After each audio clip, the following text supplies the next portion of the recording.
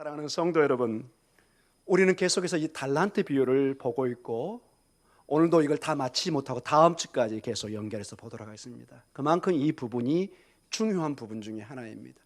우리는 10처녀 비유를 통해서 5처녀는 기름을 준비하고 5처녀는 준비하지 않아서 큰 결과가 나오는 걸 보게 됩니다. 여러분, 그 비유의 초점을 기름 준비하지 않은 5처녀에 두면 안 됩니다.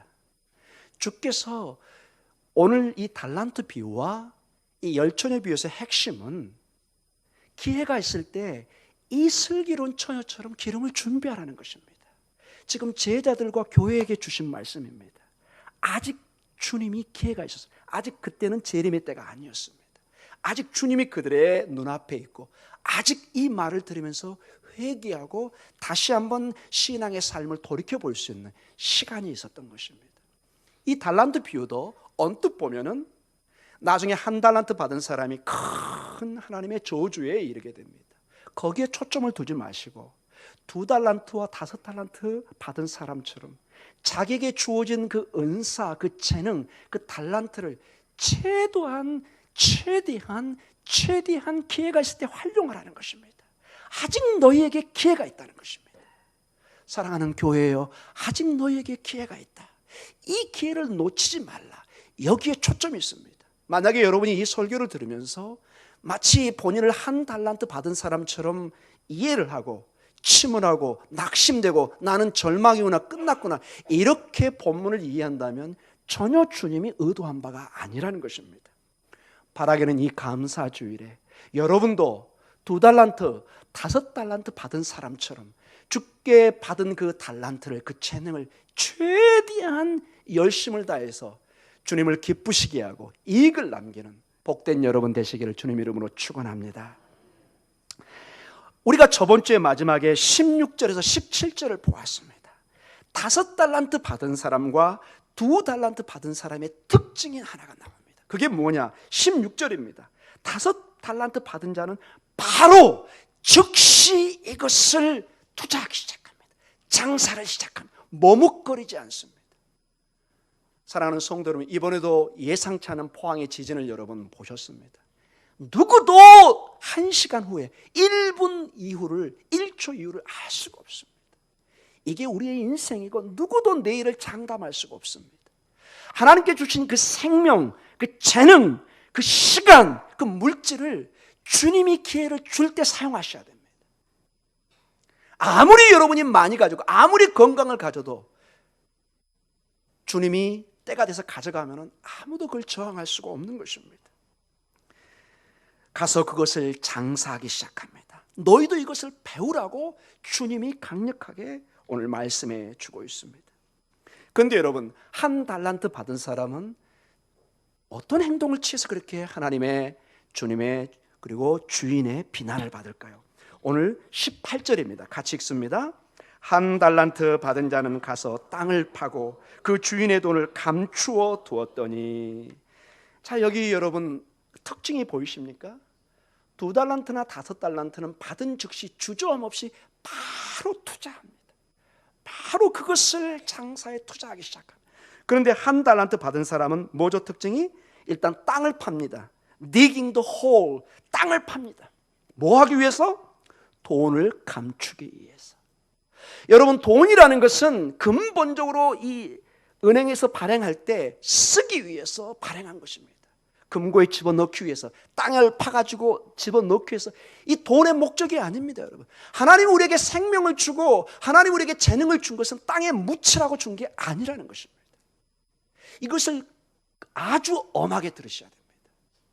많은 성도들이 이걸 착각해서 이걸 하지 못할 때 이 결과는 주님이 이제 계산할 날이 오는 것을 보게 됩니다. 땅을 파고 그것을 감춥니다. 영적으로 본다면 그의 우선순위가 그 1달란트 받은 사람의 모습이 나오는데 여러분, 모든 게 안전입니다. 어떤 리스크, 위험을 감수하지 않습니다. 모든 게 자신의 안전, 모든 것이 주인의 관심이 아니라 내 중심 속에서 우선순위가 나의 안전한 삶, 이걸 지켜야 된다는, 어떻게 보면 좋은 뜻 같은데 주님이 원하는, 주인이 의도하는 뜻이 아닙니다. 이게 문제입니다. 그걸 감추기 시작합니다. 세상으로부터 그것을 분리시키기 시작합니다. 아무도 모르게 땅에 묻기 시작합니다. 아마 이것은 한 달란트 받은 사람의 전형적인 본능적인 자세를 보여주는지도 모르겠습니다. 한 달란트를 가지고 땅에 묻어서 안전하게 간직해야 되겠다. 이것이 그의 마음에 온통 사로잡고 있는 것을 보게 됩니다. 안전입니다. 안전. 그가 판단할 때 주인의 뜻을 그는 안전의 의식으로 느낀 것입니다. 이거 잘못되면 어떡하지? 언뜻 보면 굉장히 좋은 뜻 같지만 깊은 내면을 보면은 주인이 심판하고 크게 책망할 수밖에 없는 자세와 마음이 있는 것을 계속 본문을 통해서 알 수가 있습니다. 이 안전의 모습에는 어떤 모험의 모습이 없습니다. 이걸 가지고 투자하고 실패할 각오를 가지고 인생을 어떤 위험을 무릅쓰고 나아가려는 그런 자세가 보이지는 않습니다. 대신에 이 종은 자신의 안전함에 지나치게 몰두한다는 느낌을 줍니다. 이상하게 다 가서 장사하고 즉시 행동을 하는데 그걸 보는 이 한 달란트 받은 종은 전혀 다른 자세를 취합니다. 특이하게 지나치게 이것을 감싸고 땅에 묻는 특이한 현상을 나타냅니다. 자, 이게 언뜻 볼 때는 안전하고 좋아 보입니다. 우리가 언뜻 볼 때는 그것도 좋은 방법이다. 왜냐하면 고대 세계에 보물 같은 걸 땅에 묻기도 했었습니다. 그래서 안전하게 지키는. 아마 이 한 달란트 받은 사람은 그 주변의 그러한 습관들을 보면서 이걸 잘 안전하게 간직해야 되겠다. 최선의 방법을 썼는지도 모릅니다. 근데 문제는 뭐냐? 이 모든 여러분의 삶이 판단이 내 기준이 아니라는 것입니다. 우리가 하나님의 말씀을 듣고 이 추운 날도 와서 예배를 드리고 말씀을 듣습니다.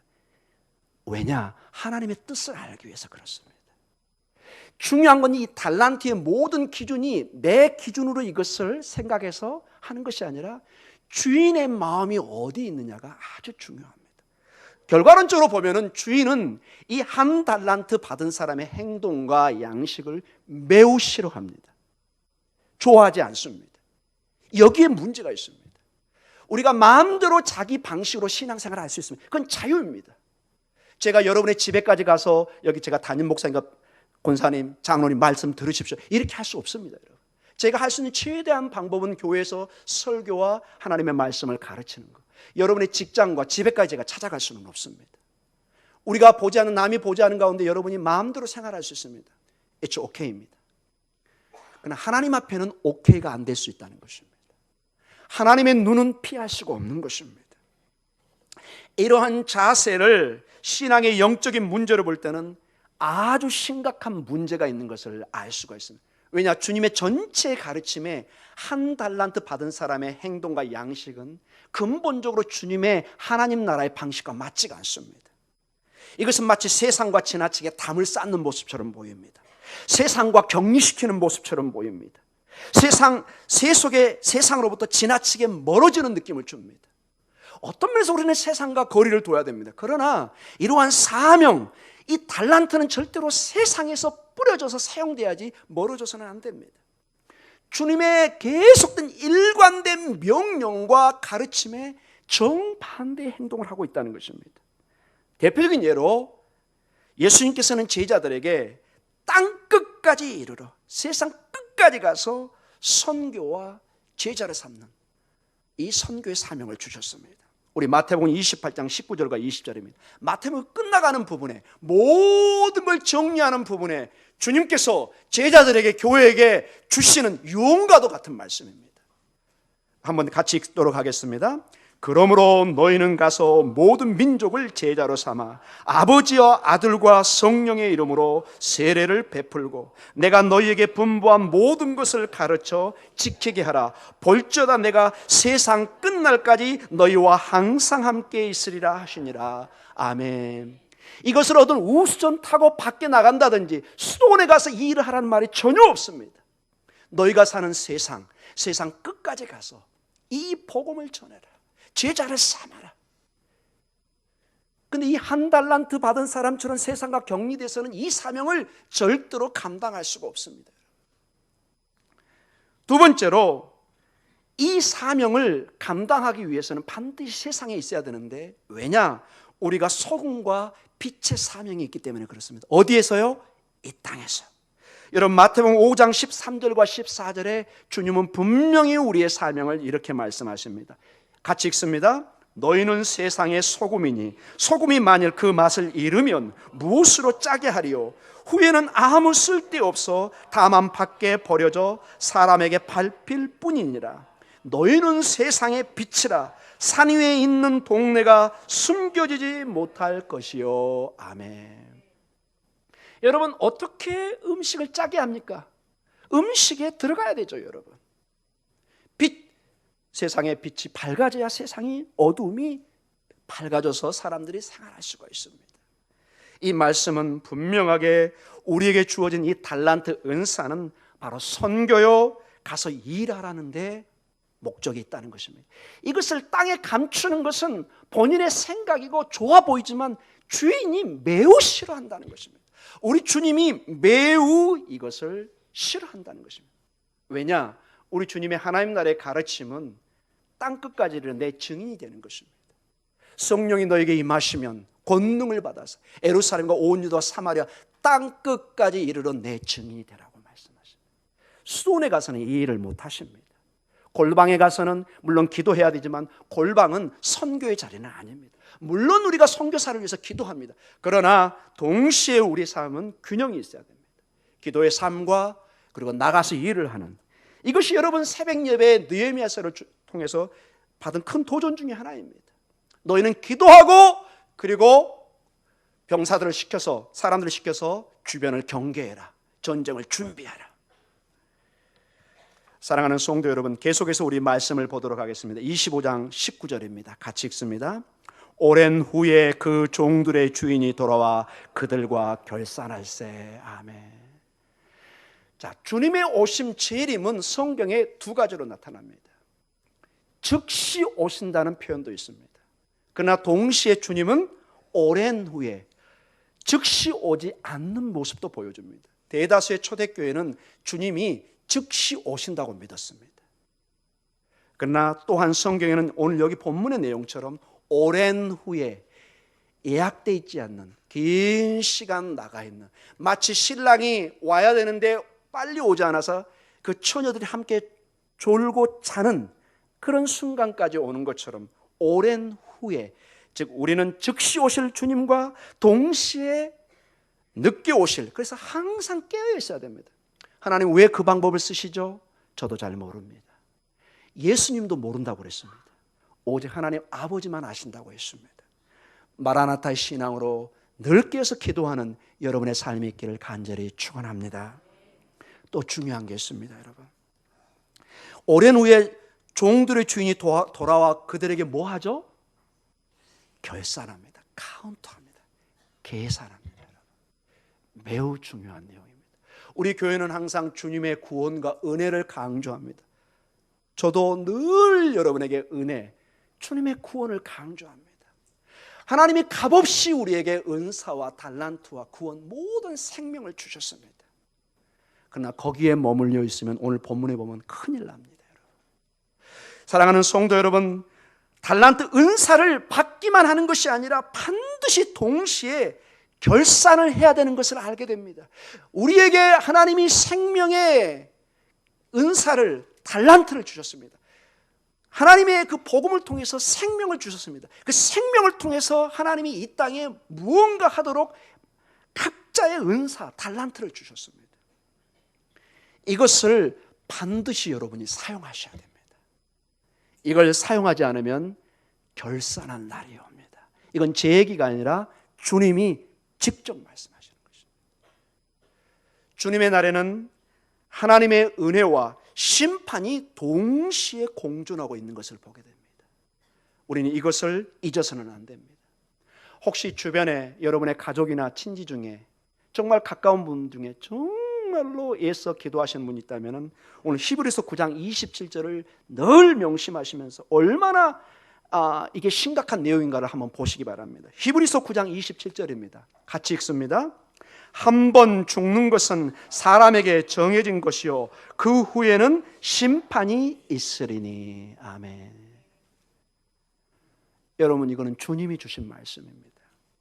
사람에게 죽음은 정해져 있습니다. 그 누구도 피할 수 없습니다.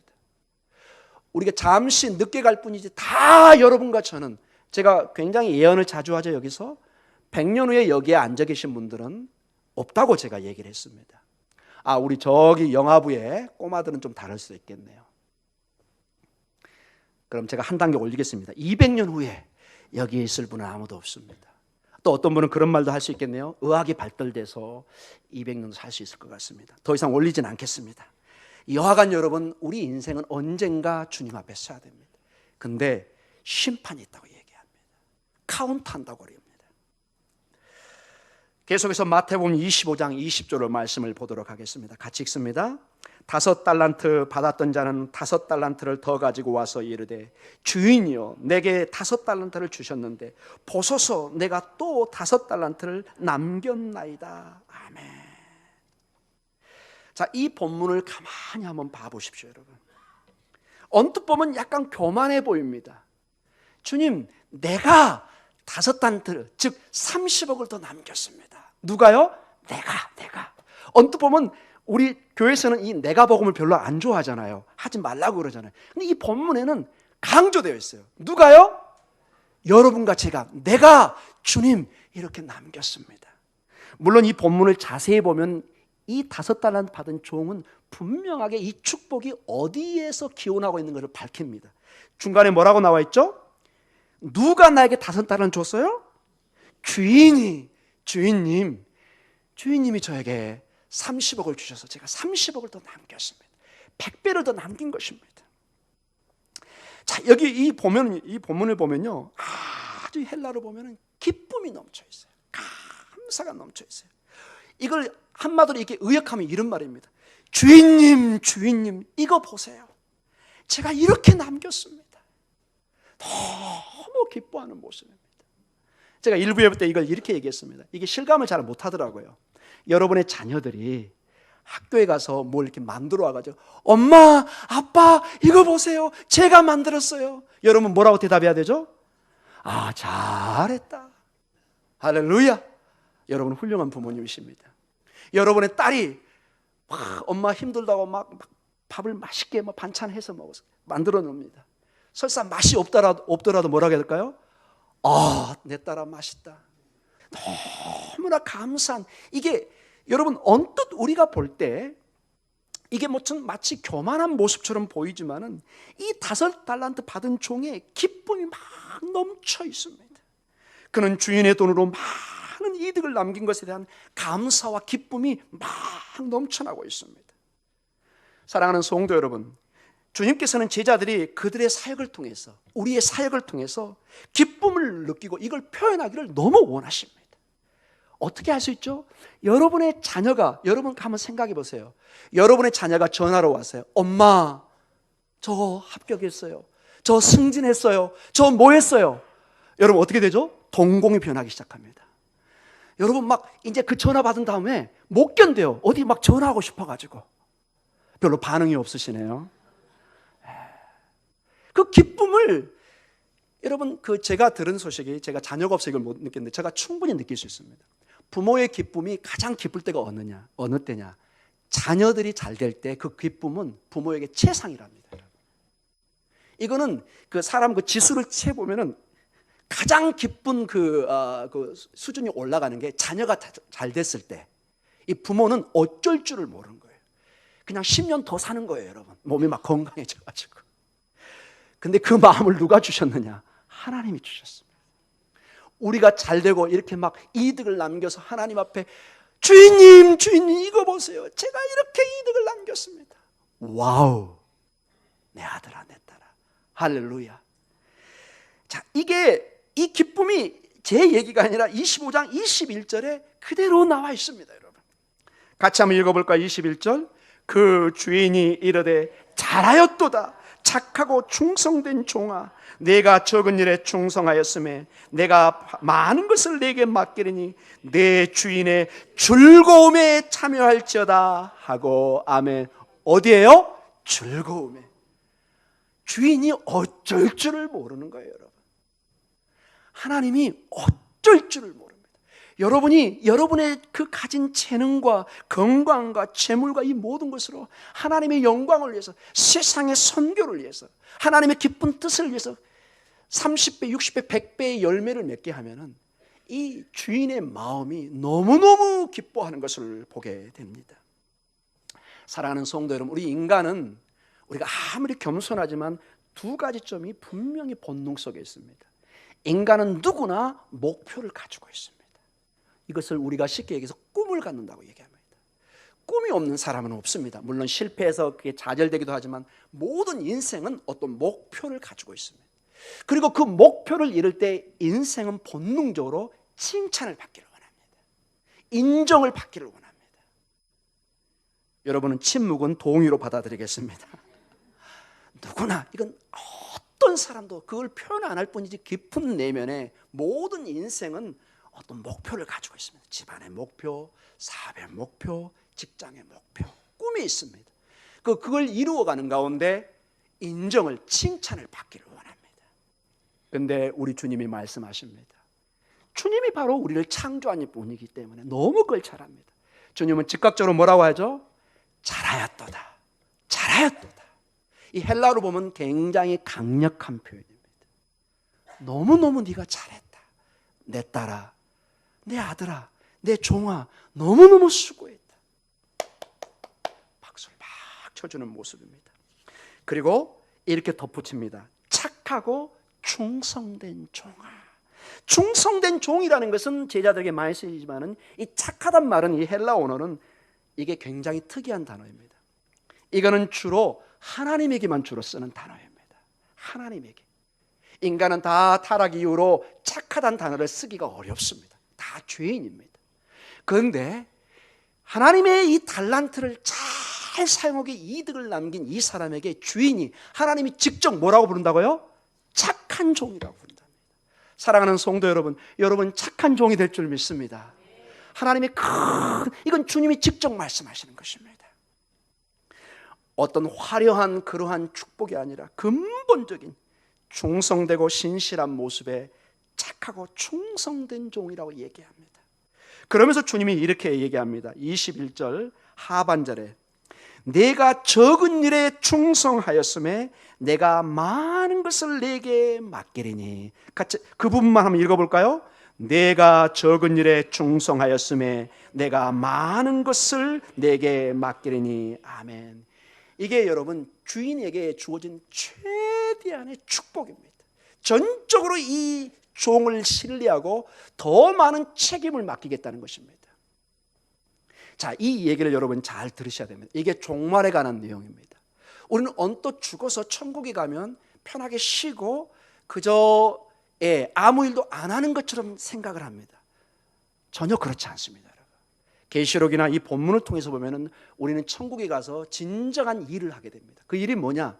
감사한 가운데, 성령 충만한 가운데 예배와 찬양과, 그리고 아담과 하와에게 그 파괴됐던 세상을 통치하는 세상의 그 왕 같은 제사장 기능을 그대로 우리가 회복하게 됩니다.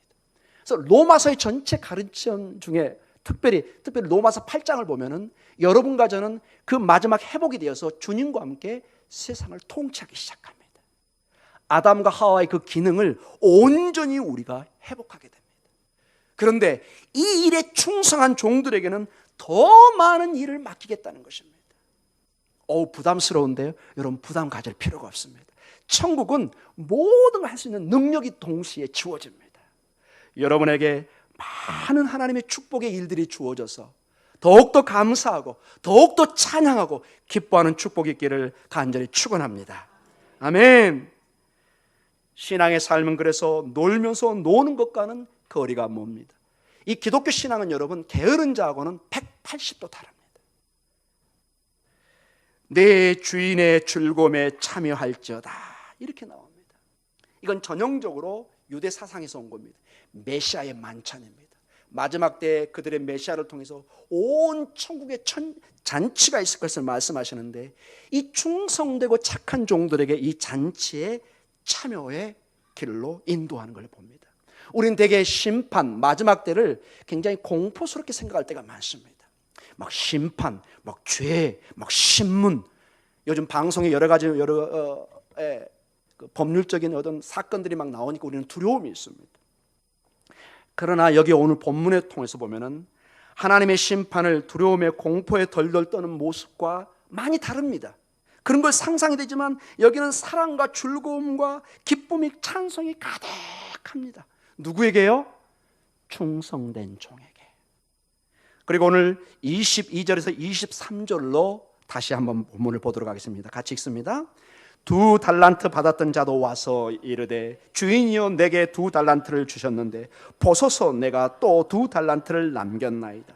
그 주인이 이르되 잘하였도다 착하고 충성된 종아 내가 적은 일에 충성하였음에 내가 많은 것을 내게 맡기리니 내 주인의 즐거움에 참여할지어다 하고 아멘. 자, 이것을 오늘 마지막으로 오늘 설교를 마치겠습니다. 자, 여러분 이 본문을 가만히 봐보세요. 22절과 23절. 5달란트 받은 사람과 2달란트 받은 사람의 주님의 그 축복의 말이 같아요, 틀려요? 한국말도 정확하고 헬라어도 동일하게 써 있습니다. 동일하게 칭찬이 주어집니다. 누구하고 누구예요? 5달란트 받은 사람과 2달란트 받은 사람. 우리 생각에 5달란트 받은 사람이 더 칭찬을 받을 것 같은데 안 그렇습니다. 주인은 두 종에게 동일하게 똑같은 말로 칭찬을 합니다. 사랑하는 성도 여러분, 여기에는 굉장히 중요한 영적인 교훈이 있습니다.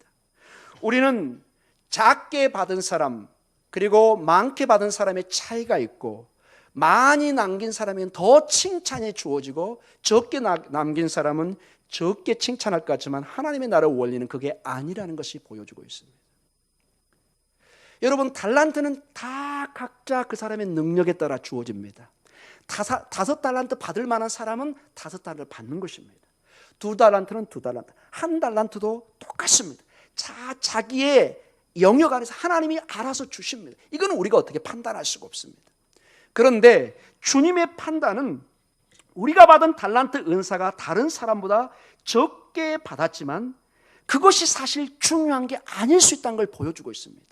즉 앞으로 다음 주에 볼 1달란트 받은 사람도 전혀 불평할 필요가 없는 게 하나님은 마지막 계산을 할 때 전혀 이 달란트가 중요한 것은 자기가 받은 은사 달란트대로 충성을 했느냐 안 했느냐 거기에 초점이 있다는 것입니다. 5달란트 받은 사람도 자기의 최선을 다했습니다. 그래서 100배를 남겼습니다. 2달란트 받은 사람도 자기의 최선을 다했습니다. 그래서 18억을 남겼습니다. 사랑하는 성도 여러분, 오늘 우리가 받을 수 있는 큰 여기의 교훈은 우리의 일은 많이 받은 양이 중요한 게 아니라 얼마를 받든 얼마의 달란트를 받았든지 그것을 어떻게 잘 사용하느냐 이 질적인 문제에 달려있다는 것입니다. 여러분 이 말을 이해하시겠습니까? 2달란트 받은 사람과 5달란트 받은 사람이 동일한 칭찬과 상급을 받았습니다. 마지막 때 내가 달란트를 많이 받고 적게 받고는 큰 문제가 안 된다는 것입니다. 자기에게 주어진 대로 최선을 충성을 다하면 하나님은 뭐라고요? 동일한 축복을 주신다는 것입니다. 예를 들어서 여러분 대기업 큰 수천억 수조의 재산을 내는 거기에 회장님이 기독교인이라고 그분에게 더 큰 상금이 주어지지 않습니다. 그 사람에겐 그만한 돈을 관리하실 능력이 있기 때문에 하나님이 은혜를 주셨습니다. 여기 평범한 직장 생활하고 평범한 저희들은 그러면 하늘나라의 꼴찌냐? 전혀 그렇지 않다는 것입니다. 우리는 우리에게 맞는 달란트가 주어진 것입니다. 사랑하는 성도 여러분, 중요한 것은 우리의 재능에 우리의 은사에 달란트에 주어진 대로 충성하는 것입니다. 최선을 다하는 것입니다. 즉시 일을 하는 것입니다. 여러분의 삶에 그래서 오늘 23절의 축복의 말씀이 우리 모두에게 주어지기를 간절히 축원합니다. 우리 23절 같이 읽습니다. 그 주인이 이르되 잘하였도다 착한 착하고 충성된 종아, 내가 적은 일에 충성하였음에 내가 많은 것을 내게 맡기리니 내 주인의 즐거움에 참여할지어다. 아멘. 저희들 모두 온 성도들이 이 축복을 받아서 하늘나라에 함께 이 축복을 누리는 그날을 바라보며 오늘도 믿음으로 승리해가는 여러분 되시기를 주님의 이름으로 간절히 기도하고 축원합니다. 우리 기도하겠습니다.